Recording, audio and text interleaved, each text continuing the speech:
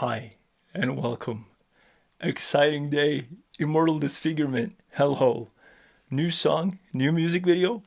And I saw that it came out, and still I got a heads up from Nazmi Nazir. Again, thank you so much, my friend. It's, what can you say? It's Immortal Disfigurement. Like, hold on to something. This is probably gonna be pretty heavy. And I'm really eager to see what they're gonna do this time. Oh, are you stretched out? I think I am. Let's go.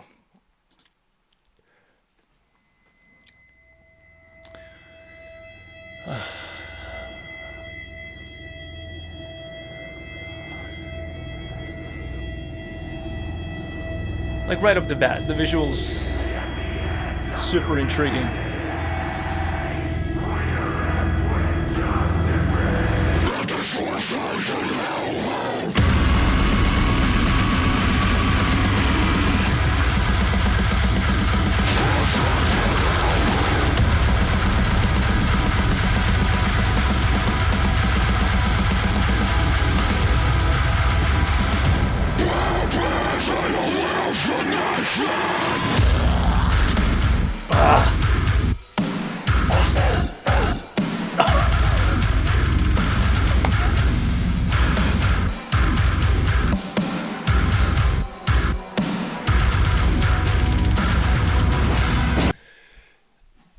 CJ just barked at me.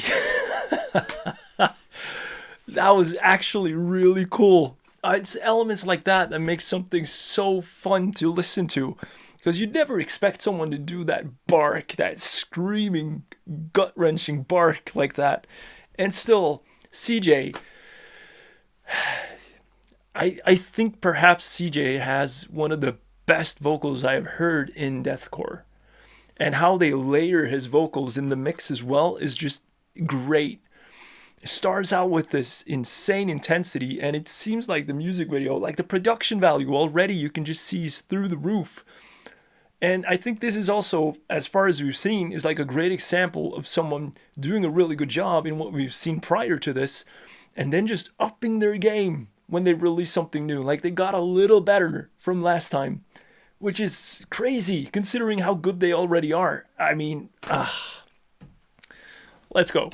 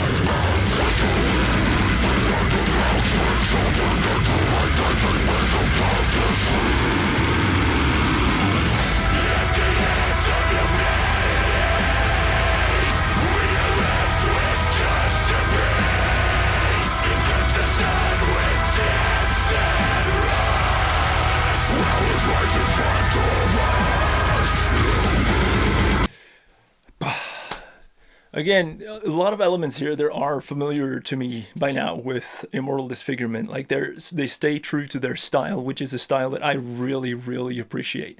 Now you can hear the sort of ambient guitars in the background, sort of just filling that whole space, and then you got those guitars playing on top of that, and the drums going off, of course.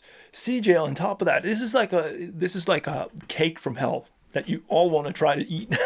I don't know, that's a stupid comparison, but it just makes me so excited when I hear this. And the guitar work is great. You can hear it really crisp and clear in both ears. Same thing with the bass, actually. Like everything is like so well placed in this mix. And I feel like that's the exact same thing that I hear from Immortal Disfigurement every time. Like whoever does the mix work on this, I mean, I applaud you. This is great.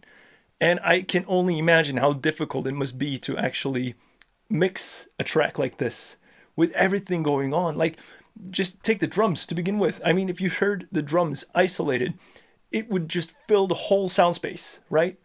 Like there wouldn't be room for anything else, but you need to mix it in a way so you can make room for those guitars, so those guitars don't drown in those frequencies that the drums will do, or the drums will produce.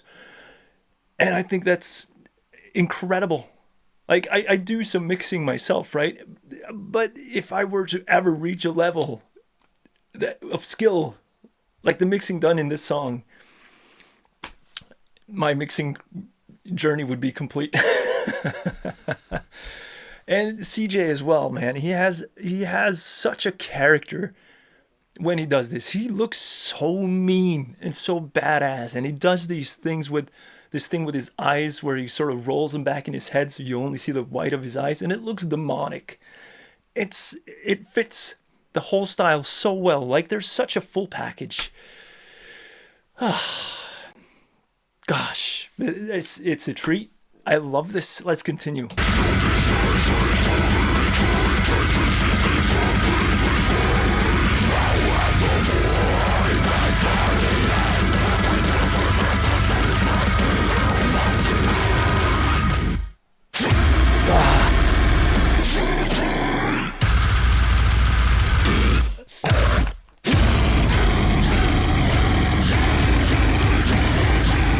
The fucking world.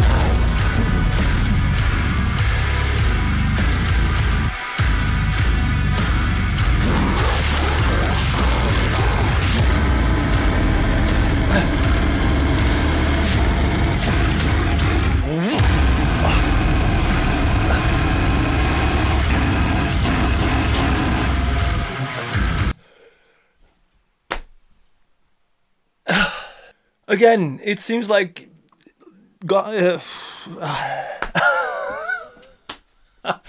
I need to collect myself for a second here. It seems like Immortal Disfigurement has this thing where they're just gonna throw in a breakdown pretty early in the song, and I love it. It's always good. And here again, they do something different from the last thing I heard. Oh, and those stops and those starts, and there was specifically a part there. Again, a huge compliment to the mixing here, where CJ's vocals come in and you hear like how he pushes into that scream. I'm going to run it back so we can try to find that.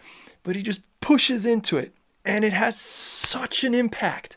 It does so much for the whole sound. And it's just incredible. The whole composition of that breakdown almost brings a tear to my eye. That's the thing about deathcore. Like, you have so many differing opinions on deathcore.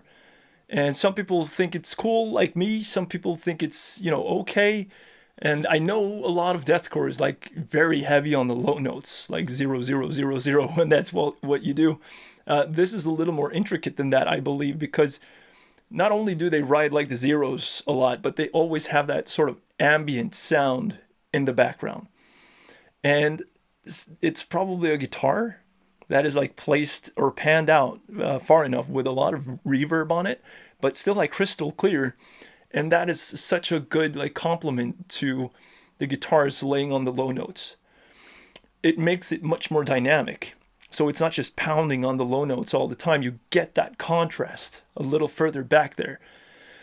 But gosh, damn, we got to run that back. We got to find that vocal part again. Let's go. Let's see if we can hear it.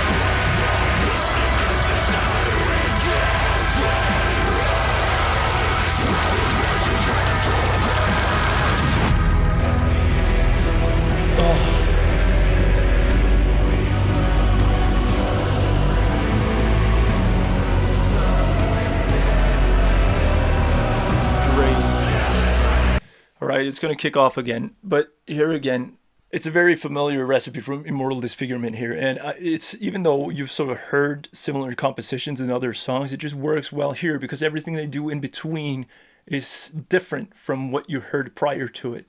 So this is, to me, a completely different song. How it's composed, how they choose to play the riffs, like it seems so well thought out and so well planned. Like, this is not something they just threw together, like thinking the riff was cool and then just going for it. This seems like it's been like dissected and tried to sort of put things together and see like, oh, that's cool. Let's combine that with this element. Like, there's so many small elements and details everywhere that just makes this so incredibly cohesive. And I love when they take it down like this. They do that often. They take it down so you get room to breathe because it's always going to be intense. You know, it's Immortal Disfigurement. At this point, I've learned it's always going to be intense. So when you get to this point where you breathe, it's just such a nice contrast. It gives such a wonderful dynamic to the song, letting you pick up all the pieces, sort of gather yourself a little bit before they're probably going to throw you into a tumbling tornado of sound after this. I am so impressed, man. I'm so impressed with this. Everything about it is so cool. And props to the backup vocals as well. They're really cool. A little further in the background, giving it that different kind of effect than CJ's vocals that are like very upfront. Both of them are so incredibly well balanced in that mix with the guitars accompanying them on each side. It just seems so like a full sound picture. Awesome. Awesome. Let's continue.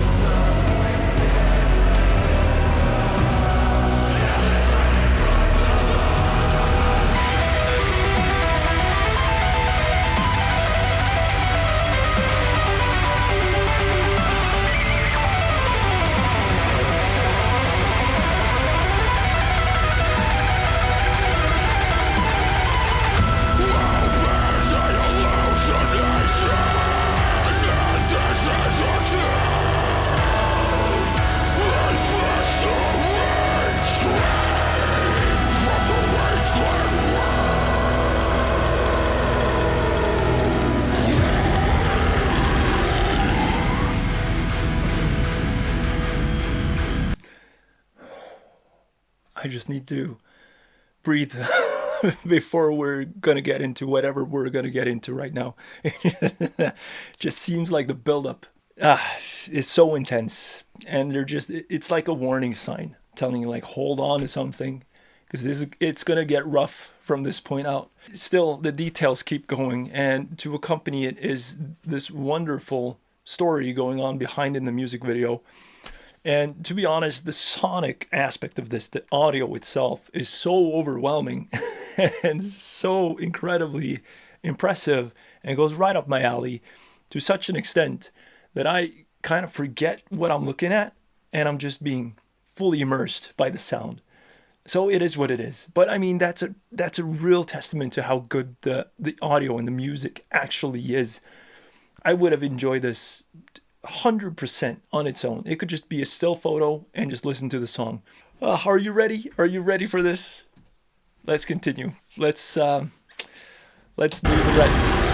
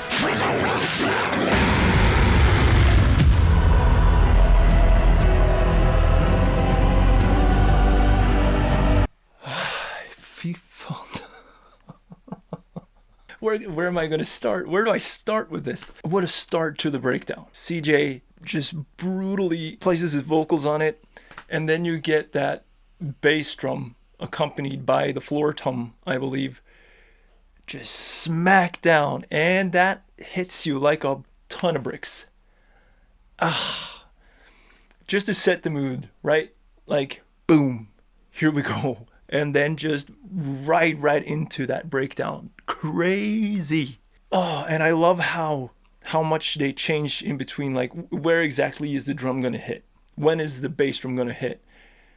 And then in between all that, you get the guitars just hitting that exactly the same time. And it's sort of like a gamble where it's gonna hit, but you're always able to follow the pacing of it. Which is so cool because, like, you don't know where it's gonna go. What are they gonna do now? What comes after that strike? Are they gonna wait it out? All of a sudden, there's like a china going. I mean, it's everything I love about metal. Let's do the rest of the song.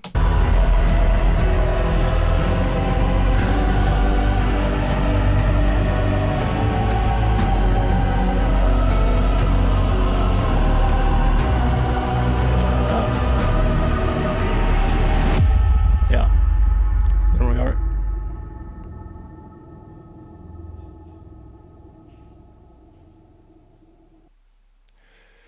There we are. What a wonderful ride that was. Grand. That's what it feels like. I think that's the best word to sum this up. It's grand. It feels huge. That's all I can say. This was fantastic. I'm going to listen to the song like crazy.